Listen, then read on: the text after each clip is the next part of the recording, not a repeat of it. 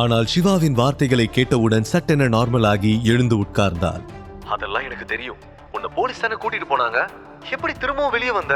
ஒவ்வொரு தடவையும் உன்னால மட்டும் எப்படி போலீஸ் ஸ்டேஷன்ல இருந்து சீக்கிரமா வெளியே வர முடியுது என்று கேட்க, ஏன் ரொம்ப வருத்தமா இருக்கா? நான் ஜெயிலுக்கு போகலன்னு தெரிஞ்சா நிச்சயம் நீ சந்தோஷப்பட மாட்டேன்னு எனக்கு தெரியும் என்று சொல்ல, அவள் எந்த பதிலும் சொல்ல முடியாமல் போனை வைத்து விட்டாள். போனை வைத்த பிறகுதான் நந்தினி சொன்ன வார்த்தைகள் சிவாவுக்கு நினைவுக்கு வந்தது. அவள் இன்று இன்டர்வியூ போக வேண்டும் என்று சொல்லி இருந்தார். அவள் எதற்காக இன்டர்வியூ போக வேண்டும் என்ற கேள்விதான் முதலில் வந்தது. அவன் நந்தினியை பற்றியும் அவள் சம்பந்தப்பட்ட எதை பற்றியும் யோசிக்க கூட விரும்பவில்லை. ஆனால் இன்டர்வியூ என்று சொன்ன பிறகுதான் இன்று அவந்திகாவுக்கு தர்மா குரூப்ஸில் இன்டர்வியூ இருக்கிறது என்ற விஷயமே அவனுக்கு நினைவுக்கு வந்தது. அவந்திகா ப்ரொடக்ஷன் மேனேஜர் போஸ்டுக்கு அப்ளை பண்ணி இருந்தார். அவள் அந்த இன்டர்வியூக்காக ஹார்ட் ஒர்க் செய்திருந்தார். இன்டர்வியூவை நினைத்து அவள் டென்ஷனாக இருந்தாள். அவள் ரெடியாகி ரூமில் இருந்து வெளியே வரும்போது சிவாவின் பார்வை அவள் மீது விழ அவளை ரசித்தபடி அப்படியே நின்றான். அவள் ஒரு அப்சரஸ் போல அவன் கண்ணுக்கு தெரிந்தாள். அவளுடைய சிம்பிளிசிட்டி அவனுக்கு மிகவும் பிடித்திருந்தது. அவனின் பார்வையில் அவளை தவிர அங்கிருக்கும் எல்லாமே ஜூம் அவுட் ஆகி இருந்தது. அப்போது திடீரென கிச்சனில் இருந்து ஏதோ தீயும் ஸ்மெல் வர அவந்திகா அவனை திரும்பி பார்த்தாள். கிச்சன்ல இருந்து ஏதோ ஸ்மெல் வருது பாரு என்று சொல்ல அவன் வேகமாக கிச்சனுக்குள் ஓடினான். சிறிது நேரத்திற்கு பிறகு சுட சுட ஆவி பறக்க கிச்சடி செய்து கொண்டு வந்து டேபிள் மீது வைத்தான். பிரேக்ஃபாஸ்டின் வாசனை காற்றில் பரவியது. ஆனால் அவந்திகாவின் பார்வை சிவா மீது மட்டுமே இருந்தது. அவள் சிவாவோடு இருக்கும்போது சந்தோஷமாகவும் தைரியமாகவும் உணர்ந்தாள். லேசான புன்னகையோடு, என்ன ஸ்பெஷல், எதுக்கு நீயே பிரேக்ஃபாஸ்ட் செஞ்ச என்று கேட்க, அவன் மனதுக்குள், உனக்காக தான் அவந்திகா, ஒவ்வொரு செகண்டும் லைஃப் உனக்கு பிடிச்ச மாதிரி இருக்கணும், அதுதான் என் ஆசை என்று நினைத்தான். ஆனால் சிம்பிளாக அது அப்படிதான் என்றான். அதற்கு பிறகு அவந்திகாவும் அவனிடம் கேள்வி கேட்டு தொந்தரவு செய்யவில்லை. அவளுடைய சிந்தனை முழுக்க முழுக்க இன்டர்வியூவில் தான் இருந்தது. அதை பற்றி யோசிக்கும் போது அவளுக்கு சட்டென ஏதோ நினைவுக்கு வர அவள் சிவாவிடம், கொஞ்ச நேரத்துக்கு முன்னாடி நீ நந்தினி கிட்ட தானே பேசிக்கிட்டு இருந்த என்று கேட்க, ஆமா, அவ எனக்கு போன் பண்ணி ஷூக்கு பாலிஷ் போட சொன்னான் என்று சொல்ல, அதை கேட்டு அவந்திகா டென்ஷன் ஆகிவிட்டாள். என்ன சொல்ற, நீதான் எப்போதும் அவ ஷூக்கு பாலிஷ் போடுவியா என்று கேட்க, ஷூக்கு பாலிஷ் போடுறது மட்டும் இல்ல, வீட்டு வேலை கூட செய்ய சொல்லுவாங்க. ஏன், சில நேரம் துணியை கூட துவைச்சிருக்கேன். நம்ம வீட்டு வேலைகளை செய்யறதுல எனக்கு எந்த சிரமமும் இல்லை அவந்திகா. அதை நான் கேவலம்னு நினைச்சதே இல்லை. பட் ஒருத்தரோட கேரக்டரை பார்க்காம அவனோட ஸ்டேட்டஸை பார்த்து பழகிற குணம் தான் எனக்கு சுத்தமா பிடிக்கல என்றான். அவன் பெருந்தன்மையாக பேசினாலும் சுப்ரீம் ஃபேமிலியில் அவனை வீட்டு வேலைக்காக பயன்படுத்திய விஷயத்தை கேட்டு அவளால் கோவப்படாமல் இருக்க முடியவில்லை. எனக்கு நந்தினி பண்றது எதுவுமே சுத்தமா பிடிக்கல.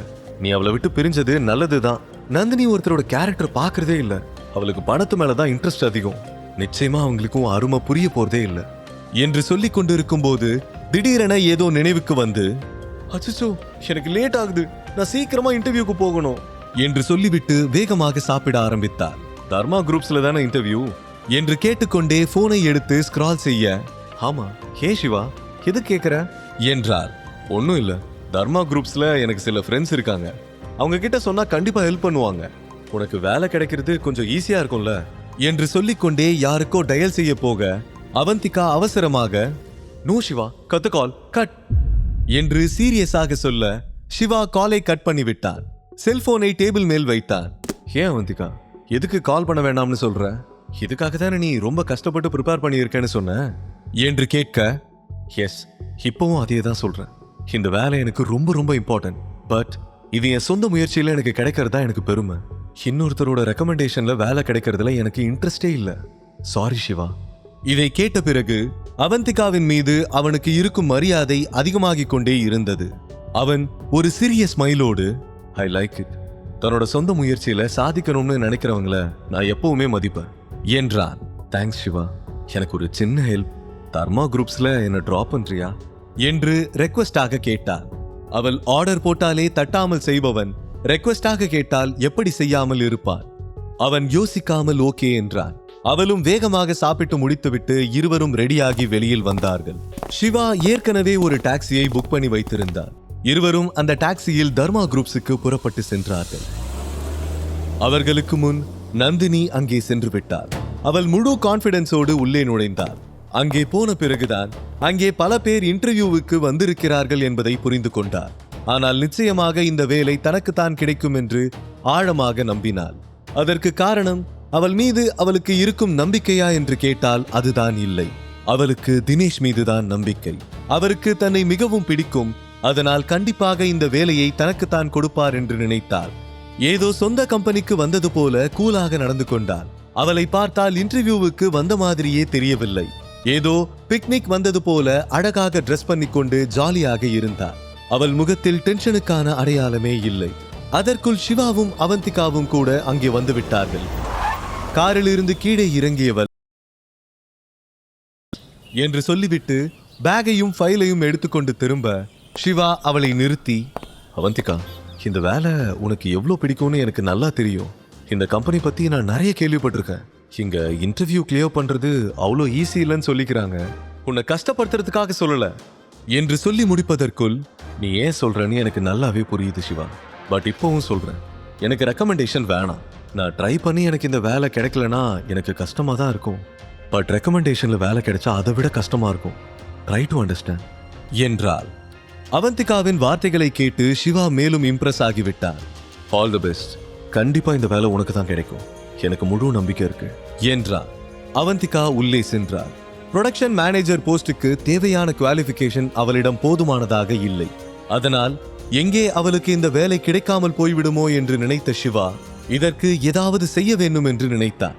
அவள் சிவாவின் உதவியை கூட மறுத்துவிட்டாள். அது சந்தோஷமான விஷயம்தான்.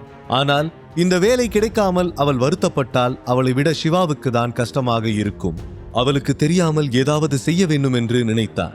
எப்படியாவது உள்ளே சென்று அவளுக்கு சப்போர்ட்டாக கூடவே இருக்க வேண்டும் என்று நினைத்தான். அவனுக்கு ஒரு ஐடியா தோன்றியது. உடனே செல்போனை எடுத்து தினேஷுக்கு கால் செய்தான்.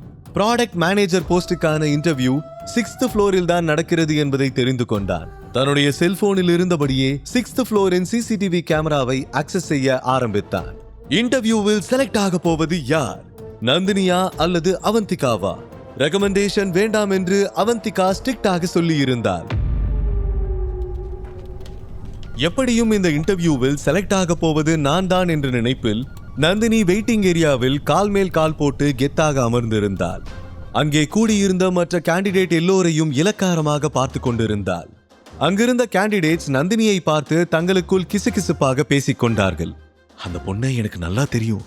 அவ பேர் கூட நந்தினி, சுப்ரீம் ஃபேமிலியோட ஒரே பொண்ணு என்று ஒரு கேண்டிடேட் தனக்கு அருகில் இருந்த மற்றொரு கேண்டிடேட்டிடம் சொல்ல அவன் ஷாக்காக, நீ சொல்றது உண்மையா இருந்தா இவ எதுக்கு இன்டர்வியூக்கு வரணும்? இவளுக்கே சொந்தமா ஒரு கம்பெனியே இருக்கே என்றான். எனக்கும் அதான் புரியல. ஆனா ஒரு செல்ஃபிஷ்னு நான் கேள்விப்பட்டிருக்கேன். பணம் தான் அவளோட ஒரே அல்டிமேட் கோல். இருக்கிற பணம் பத்தாதுன்னு இந்த வேலையும் பார்த்து பணம் சம்பாதிக்கலாம்னு வந்திருக்கா போல. அதை கேட்டு அவன் நந்தினியை தலை முதல் கால் வரை உற்று பார்த்துவிட்டு, நீ என்ன வேணா சொல்லு, எனக்கு என்னவோ அவதான் இந்த இன்டர்வியூல செலக்ட் ஆக போறான்னு தோணுது. அவளோட செல்ஃப் கான்பிடன்ஸை பாரு, எவ்வளோ கூலா இருக்கா என்று சொல்ல, சும்மா தேவையில்லாம பேசாத. Don't judge a book by its coverன்னு சொல்லுவாங்களே, அது நீ கேட்டது இல்லையா? இவ செலக்ட் ஆகவே மாட்டா. உனக்கு தான் அவளை பார்க்கும்போது செல்ஃப் கான்ஃபிடன்ஸ்னு தோணுது. எனக்கு ஓவர் கான்ஃபிடன்ஸ் ஹெட்வைட்னு தோணுது. கண்டிப்பா இந்த வேலை அவளை மாதிரி ஒருத்திக்கு கிடைக்கவே கிடைக்காது. தர்மா குரூப்ஸ் நிச்சயமா ஒரு குவாலிஃபைட் கேண்டிடேட்டுக்கு தான் இந்த வேலையை கொடுப்பாங்க. எனக்கு அவங்க மேல முழு நம்பிக்கை இருக்கு என்றார். இருவரும் பேசிக்கொண்டிருக்க திடீரென வெயிட்டிங் ஏரியாவின் டோர் ஓபன் ஆனது. அங்கிருந்தவர்கள் எல்லோரது பார்வையும் இப்போது டோரில் தான் இருந்தது. இப்போது இருக்கும் ஃபேஷன் எராவில் இப்படி ஒரு சிம்பிள் பியூட்டியை பார்த்து எல்லோரும் ஸ்டன் ஆகிவிட்டார்கள். அவந்திகா அவர்களுக்கு நடுவில் மென்மையாக நடந்து வந்தாள். அவள் முகத்தை வருடி கொண்டிருந்த சில முடிகள் அவளுடைய அழகை மறைத்து கொண்டிருந்தது. இளைஞர்கள் எல்லோரும் அவளை கண் சுமிட்ட மறந்து பார்த்து கொண்டிருந்தார்கள். அதில் ஒருவன், வாட் a பியூட்டிஃபுல் கேர்ள் என்று வாயை மூட மறந்துவிட்டு அவளையே பார்த்து கொண்டிருந்தான். கரெக்ட் ப்ரோ, சென்னையில இப்படி ஒரு சிம்பிள் பியூட்டியை இதுவரைக்கும் நான் பார்த்ததே இல்லையே. இவ சென்னை தானா என்றான் மற்றொருவன். அவந்திகா எல்லோரையும் பார்த்தார். சிலர் கான்பிடென்டாக இருந்தார்கள், சிலர் டென்ஷனாக இருந்தார்கள், சிலர் பயத்தோடும், சிலர் கடவுளை வேண்டிக் கொண்டும், மேலும் சிலர் ஃபைல்ஸை புரட்டி கொண்டும் இருந்தார்கள். சென்னை இளைஞர்களில் பாதி பேர் அங்கு கூடியிருப்பது போல இருந்தது. எல்லோரையும் பார்த்து கொண்டே அவந்திகா மெதுவாக நடந்து வர நந்தினி அவந்திகாவை கவனித்தார். அவளை பார்த்தவுடன் நந்தினிக்கு ரத்தம் கொதித்தது. ஆனால் அவந்திகா நந்தினியை நோட்டீஸ் பண்ணவே இல்லை. அவள் ஒரு கார்னருக்கு சென்று அங்கிருந்த காலியான சேரில் அமர்ந்தாள். அதுவரை உற்சாகத்தோடு இருந்த நந்தினிக்கு அவந்திகாவை பார்த்த பிறகு அப்படி இருக்க முடியவில்லை. இவ எதுக்கு இங்க வந்தா என்று நினைத்து கோபத்தில் கொந்தளித்துக் கொண்டிருந்தாள். நந்தினிக்கு அவந்திகாவை பார்த்தாலே பிடிக்காது. எப்படியாவது கிடைக்கும் போதெல்லாம் அவளை ஏதாவது சொல்லி அவமானப்படுத்தினால்தான் அவளுக்கு நிம்மதி. முழு கதையையும் கேட்டு மகிழ பாக்கெட் FM ஏப்பை டவுன்லோட் செய்யுங்கள். லிங்க் டிஸ்கிரிப்ஷனில் கொடுக்கப்பட்டுள்ளது.